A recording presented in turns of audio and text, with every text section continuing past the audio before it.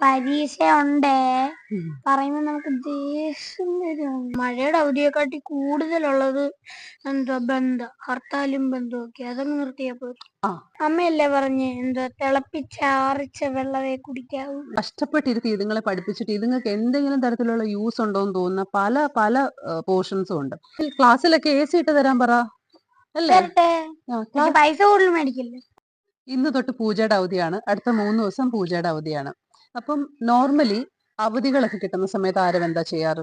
കളിക്കും, TV കാണും, ഇഷ്ടമുള്ളതൊക്കെ കഴിക്കും, പിന്നെ കിടന്നുറങ്ങും. ഓക്കെ. അപ്പം സപ്പോസ് ഇപ്പം മഴ ഇടയ്ക്കൊക്കെ ഉണ്ടെങ്കിലും സപ്പോസ് ഈ 3 ദിവസം കണ്ടിന്യൂസ് രാവിലെ തൊട്ട് വൈകിട്ട് വരെ മഴയാണെങ്കിൽ അപ്പൊ എന്തോ ചെയ്യാൻ പറ്റും? രാവിലെ തൊട്ട് വൈകിട്ട് വരെ മഴയാണെങ്കിൽ ഇരുന്ന് TV കാണും. ഇരുന്ന് TV കാണും, നല്ലപോലെ കഴിക്കും, കിടന്ന് TV കാണും, എന്നിട്ട് തടിയും വെക്കും, എക്സസൈസും ഇല്ല, ഒന്നുമില്ല അല്ലേ. അപ്പോ ഇപ്പോ സർക്കാരിന്റെ ഒരു പുതിയ തീരുമാനം മേ ബി വരാൻ പോകുന്നു. ഇനി നിങ്ങൾക്ക് അവധി ജൂൺ ജൂലൈ ഭയങ്കര മഴ സമയത്ത് മഴക്കാലത്ത് മാത്രമാണ് ഈ 2 months അവധി തരാൻ പോകുന്നെന്ന് പറയുന്നു. അപ്പൊ അതിനെപ്പറ്റി എന്താ അഭിപ്രായം? കളിക്കാനോ ഒന്നും പറ്റത്തില്ല. പിന്നെ വേനൽക്കാലത്തായിരിക്കുമല്ലോ സ്കൂള്. 4 കുപ്പി വെള്ളം കൊണ്ടുപോയാലും തികയത്തില്ല. പിന്നെ PT പീരീഡ് അല്ല, സ്കൂളിൽ നിന്ന് വെള്ളം എടുക്കണം. അമ്മയല്ലേ പറഞ്ഞേ തിളപ്പിച്ചാറിച്ച വെള്ളമേ കുടിക്കാവൂ. അമീബയൊക്കെ ഉള്ളതാണ്. അപ്പൊ വെള്ളത്തിന്റെ പ്രശ്നം. പിന്നെ PT പീരീഡ് ഒക്കെ കഴിഞ്ഞു വരുമ്പോ പകുതി ചാകും. ഓക്കെ, വെയിലത്ത് കളിച്ചിട്ട്. പിന്നെ ക്ലാസ്സിലൊന്നും ഒരു ശ്രദ്ധയും കാണത്തില്ല. ഓക്കെ, അപ്പൊ അങ്ങനെയുള്ള പ്രശ്നങ്ങളൊക്കെ വരും. ഇനിയിപ്പോ മഴക്കാലത്ത് നിങ്ങൾക്ക് അവധി തന്നു എന്ന് പറഞ്ഞാൽ നിങ്ങൾ അടങ്ങി വീട്ടിൽ ഇരിക്കുവോ? മഴയത്ത് തുള്ളാൻ ഇറങ്ങുമല്ലോ ചിലപ്പോ, ഇല്ലേ?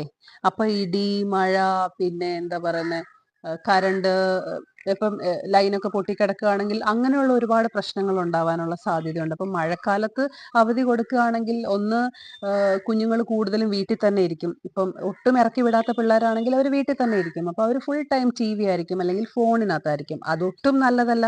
യാതൊരു തരത്തിലുള്ള എക്സസൈസും ഇല്ല, കുറച്ചും കഴിച്ചും അങ്ങനെ TVയും കണ്ടുകൊണ്ട് കിടക്കും. അപ്പം ശരിക്കും പറഞ്ഞു കഴിഞ്ഞാൽ ഈ അവധി എന്ന് പറയുന്നത് എന്തിനാണ്? നമുക്കൊന്ന് സന്തോഷമായിട്ട് പിള്ളേർക്ക് കളിക്കാനും കറങ്ങാൻ പോവാനും TV കാണാനും പിന്നെ അത്രയും നാള് പഠിച്ചതിന്റെ ഒക്കെ ഒരു റെസ്റ്റ് അല്ലേ. അപ്പൊ അതിനൊക്കെയാണ് അവധി. അല്ലാതെ വീട്ടിനകത്ത് ചടഞ്ഞുകൂടി മഴയത്ത് ഇരിക്കാനാണെങ്കിൽ പിന്നെ അവധി കിട്ടിയിട്ട് കാര്യമില്ല. അതുപോലെ തന്നെ ഈ വേനൽക്കാലത്ത് അവധി കൊടുക്കുന്ന സമയത്ത് ഭയങ്കര ബുദ്ധിമുട്ടുകളാണ്. എന്താ പറയുന്നത്, ഈ പറഞ്ഞ പോലെ വെള്ളം ഇപ്പൊ തന്നെ എത്ര കൊണ്ടുപോയാലും തികയത്തില്ല. വെള്ളം തികയാതെ വരിക, അല്ലെങ്കിൽ ക്ലാസ്സിലൊക്കെ AC ഇട്ട് തരാൻ പറ അല്ലേ. പൈസ കൂടുതൽ മേടിക്കില്ലേ. പൈസ കൂടുതൽ മേടിക്കില്ല, ഇത് നമ്മുടെ ഡിസിഷൻ അല്ലല്ലോ. അപ്പൊ ക്ലാസ്സിൽ AC ഇട്ട് കൊടുക്കുക. പിന്നെ PT ഒക്കെ നമുക്ക് ഇൻഡോറിലാക്കാം അല്ലേ, പുറത്ത് വെയിലത്ത് കൊണ്ടുപോകാതെ. റൂമിൽ ഇൻഡോർ സ്റ്റേഡിയം പോലെ ഉണ്ടാക്കിയിട്ട് അതിനകത്ത് AC ഒക്കെ ഇട്ട് PT ഒക്കെ അതിനകത്ത് വലിയ ഓഡിറ്റോറിയം വെച്ചിട്ട് അങ്ങനെയൊക്കെയുള്ള സൗകര്യം ചെയ്ത് തരുവാണെങ്കിൽ അങ്ങനെ ആക്കിയ കുഴപ്പമുണ്ടോ? അപ്പൊ പക്ഷെ പിന്നെയും മഴക്കാലത്താണ് അവധി. അപ്പൊ എന്തോ ചെയ്യും?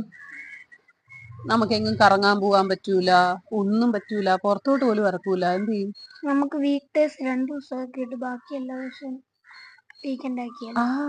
അത് നല്ലൊരു ഐഡിയ. വീക്ക് ഡേയ്സ് 2 ദിവസം ആക്കിയിട്ട് ബാക്കി എല്ലാ ദിവസവും വീക്കെൻഡ് ആക്കാന്ന്. ഇപ്പൊ അവര് പറയുന്ന ഒരു കാര്യം എന്ന് പറഞ്ഞാൽ മഴക്കാലത്ത് സ്കൂൾ വെക്കുന്ന സമയത്ത് എപ്പോഴും ഭയങ്കര മഴയൊക്കെ വരുമ്പോൾ കളക്ടർ അവധി പ്രഖ്യാപിക്കുമല്ലോ. അപ്പൊ അങ്ങനെ നിങ്ങളുടെ ഒരുപാട് ക്ലാസ് നഷ്ടമാവുന്നു എന്നാ പറയുന്നത്. അപ്പൊ അതിനെന്താ ചെയ്യുക? ഓൺലൈൻ ക്ലാസ് വെക്കണം. മഴയുടെ അവധിയെക്കാട്ടി കൂടുതലുള്ളത് ഹർത്താലും ബന്ധമൊക്കെ. അതങ്ങ് നിർത്തിയാ പോരെ. അത് കറക്റ്റാ. ഈ പ്രാവശ്യം ആണെങ്കിലും മഴയുടെ അവധിയെക്കാട്ടി കൂടുതൽ ഹർത്താലും ബന്ധുവായിരുന്നു. അതിന് പിള്ളേരെന്തോ പഴച്ചു. അപ്പൊ അത് നിർത്തുക. അതുപോലെ തന്നെ ഓൺലൈൻ ക്ലാസ് വെക്കുക. ഓൺലൈൻ ക്ലാസ് വെച്ച് സക്സസ് ആയ 2 വർഷം ഉണ്ടായിരുന്നല്ലോ. ഭയങ്കര സക്സസ് എന്ന് പറയാൻ പറ്റില്ല, ബിക്കോസ് അത് ഇനീഷ്യലി ഉള്ള ഒരു സംഭവമായിരുന്നു. എല്ലാവരും അതിലേക്കൊന്ന് പ്രാക്ടീസ് ആയി വരുന്നതേ ഉള്ളായിരുന്നു. പക്ഷെ ഇപ്പോൾ ഒരുമാതിരി എല്ലാവരും യൂസ്ഡ് ആയി. എന്നാൽ പോലും അപ്പച്ചന്മാരും അമ്മച്ചിമാരും നോക്കുന്ന കുഞ്ഞുങ്ങളുടെ അങ്ങനെയൊക്കെ ഉള്ള വീടുകളിൽ കുറച്ച് പ്രശ്നങ്ങൾ ഉണ്ടെങ്കിൽ പോലും അത് യൂസ്ഡ് ആവാൻ ശ്രമിക്കുക. അങ്ങനെയുള്ള ദിവസങ്ങളിൽ ഇപ്പൊ ഇവരുടെയൊക്കെ സ്കൂളിലാണെങ്കിൽ ആ ദിവസം എല്ലാം ക്ലാസ് ഉണ്ട്, ഓൺലൈൻ ക്ലാസ് വെക്കും. അപ്പം ക്ലാസ് നഷ്ടമാവത്തില്ലല്ലോ.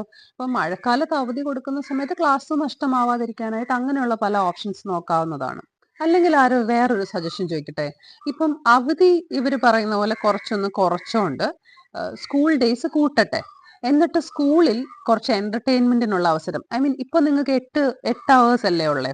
ആ 8 അവേഴ്സ് 8 പീരീഡ് മാറ്റിയിട്ട് ഒരു 5 പീരീഡ് ആക്കി ബാക്കി 2 പീരീഡ് എല്ലാ ദിവസവും എന്തെങ്കിലുമൊക്കെ. 2 അല്ല 3. ഓ 3 പീരീഡ്. ഓക്കെ. ആ സോറി, കണക്കിന്റെ പ്രശ്നമായിരുന്നു. ഓക്കെ, 5, 6, 7, 8. ഓക്കെ, അപ്പം ആ 3 പീരീഡ് നിങ്ങൾക്ക് എന്തെങ്കിലും തരത്തിലുള്ള എന്റർടൈൻമെന്റ് പരിപാടികൾ എല്ലാ ദിവസവും ആണെങ്കിലോ? അപ്പൊ അവധി 2 മാസം എന്നുള്ളത് ഇച്ചിരി കുറച്ചാ കുഴപ്പമുണ്ടോ? അല്ല, കുഴപ്പമുണ്ട്. കുഴപ്പമുണ്ട്. അവധി കുറയ്ക്കണ്ട. വേണ്ട. അല്ല, സ്കൂളിൽ നല്ല രീതിയിലുള്ള എന്റർടൈൻമെന്റ് തരും. സ്കൂളിലെ പോലെ അല്ലല്ലേ വീട്ടിൽ. ഓക്കെ. അല്ലെങ്കിൽ ഞാനൊരു കാര്യം ചോദിക്കട്ടെ, ഈ സ്കൂൾ ടൈം ഇപ്പോ രാവിലെ തൊട്ട് വൈകിട്ട് വരെ എന്നുള്ളത് മാറ്റിയിട്ട് രാവിലെ ഒരു 7 മണി തൊട്ട് 12 മണി വരെ ആക്കിയാലോ? എന്നിട്ട് ഉച്ച കഴിഞ്ഞ് വീട്ടിൽ വരാം. ആ. അങ്ങനെയാണെങ്കിലും അവധിക്കാലം കുറച്ചാ കുഴപ്പമുണ്ടോ?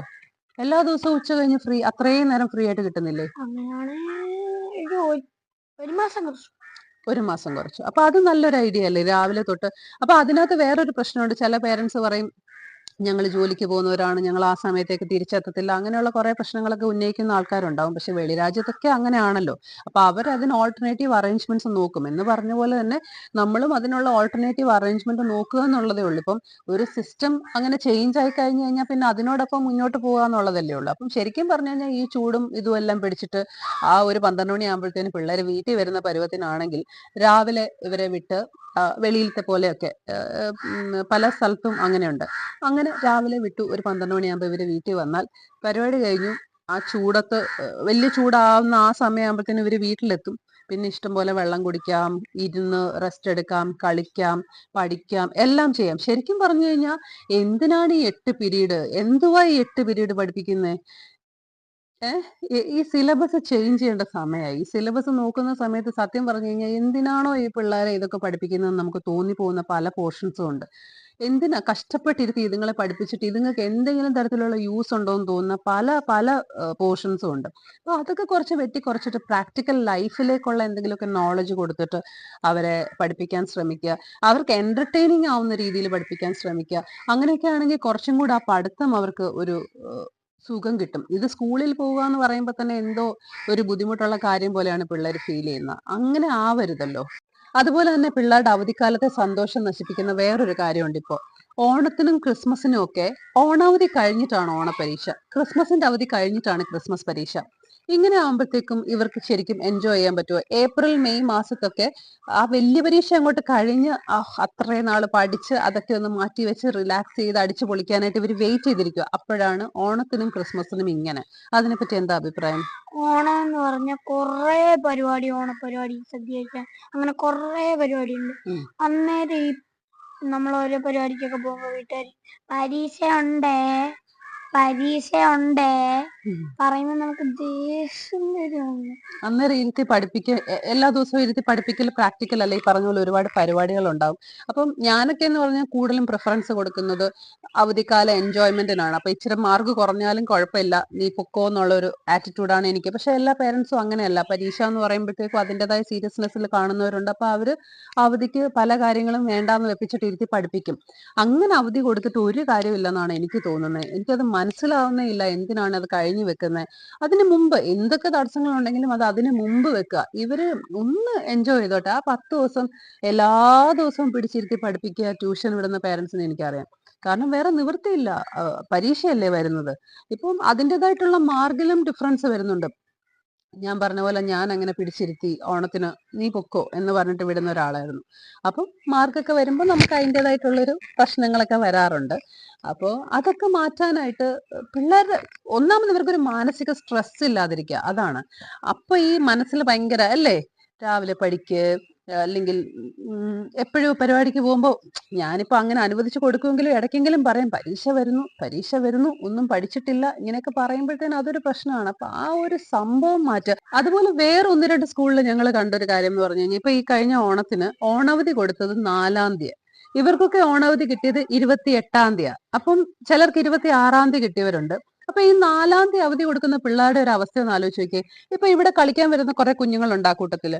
അവർക്ക് 4-ാം തീയതി വരെ കളിക്കാൻ പറ്റില്ല. ഇവര് 4-ാം തീയതി വരെ കളിക്കാൻ പോകുന്നു, പല പരിപാടികൾ അറ്റൻഡ് ചെയ്യുന്നു. ഓണപരിപാടിയൊക്കെ അതിന് മുമ്പ് പല ദിവസങ്ങളിലും പലയിടത്തായിട്ടുണ്ടായിരുന്നു, അതൊക്കെ അറ്റൻഡ് ചെയ്യുന്നു. ആ കുഞ്ഞുങ്ങൾക്ക് അതൊന്നും ചെയ്യാൻ പറ്റുന്നില്ല. ഇതെല്ലാം കഴിഞ്ഞ് ഇവർക്ക് 8-ാം തീയതി സ്കൂൾ തുറന്നു. അവർക്ക് 15-ാം തീയതി സ്കൂൾ തുറന്ന് എന്ത് കാര്യ, ഒരു മനുഷ്യരില്ല കളിക്കാൻ. ഓണത്തിൻ്റെതായിട്ടുള്ള എല്ലാ പരിപാടികളും കഴിഞ്ഞു. പിന്നെ അവര് ഇത്രയും ദിവസം അവധി കൊടുത്തിട്ട് എന്ത് കൊടുക്കാനാ? അപ്പൊ അതൊക്കെ എന്ന് പറഞ്ഞു കഴിഞ്ഞാൽ കുറച്ച് ചിന്തിച്ച് ചെയ്യേണ്ട കാര്യങ്ങളല്ലേ. അല്ലാതെ ഇങ്ങനെ അവധി പിള്ളേർക്ക് കൊടുത്തിട്ട് എന്ത് കാര്യ? ഓണം അവധി കഴിഞ്ഞിട്ട് പരീക്ഷ, ക്രിസ്മസ് അവധി കഴിഞ്ഞിട്ട് പരീക്ഷ, അതുപോലെ തന്നെ അവധി കൊടുക്കുന്ന ദിവസങ്ങളിൽ ഇങ്ങനെ. അപ്പൊ ഇതൊക്കെ ഒന്ന് സിസ്റ്റമാറ്റിക് ആയിട്ട് എല്ലാ സ്കൂളുകൾക്കും ഒരുപോലെ ചെയ്യുവാണെങ്കിൽ എല്ലാ കുഞ്ഞുങ്ങൾക്കും നല്ല രീതിയിൽ എൻജോയ് ചെയ്യാൻ പറ്റും. പാവ അവനൊന്നും ഓണപരിപാടിക്ക് വരാനേ പറ്റിയില്ല അല്ലേ. നമ്മളിവിടെ അടിപൊളി ഒരു ഓണപരിപാടി വെച്ചു, ആ കൊച്ചുങ്ങൾക്കൊന്നും വരാൻ പറ്റിയില്ല. ഭയങ്കര സങ്കടമായിരുന്നു അത്. അപ്പൊ അതൊക്കെ മാറ്റണം അല്ലേ.